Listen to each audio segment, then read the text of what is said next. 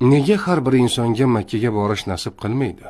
Nega minglab insonlar Ka'bani ko'rishni orzu qiladi, ammo unga faqat ba'zilargina yetadi? Bu tasodifmi? Yo'q. Bu Allohning tanlovidir. Olimlar aytishadi, Allohning uyiga faqat uning o'zi taklif etgan bandalar kiradi. Makka turistik joy emas, bu yaratuvchining uyidir. U yerga faqat ruxsat etilganlargina boradi. Qarang, qancha odam pul to'playdi, hujjatlar tayyorlaydi, ammo oxirgi paytda hammasi bekor bo'ladi.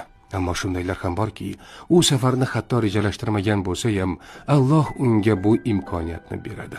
Nega shunday? Chunki Alloh qalblarini tanlaydi. Payg'ambarimiz sollallohu alayhi vasallam aytganlar: Umra qiluvchi ziyoratchi Allohning mehmonidir. U zot ularni chaqirdi va ular javob berdilar. Agar ular undan bir narsa so'rasalar, Alloh ularga beradi. Agar mag'firat so'rasalar, Alloh ularni kechiradi. Makkaga borish bu oddiy sayohat emas, bu Allohning taklifi. Agar siz Ka'ba oldida turishni orzu qilsangiz, chipta, mehmonxona yoki qulayliklardan emas, qalbingizdan boshlang. Chunki eng katta baxt bu Allohning chaqirig'iga labbayk, Allohumma labbayk deb javob berishdir.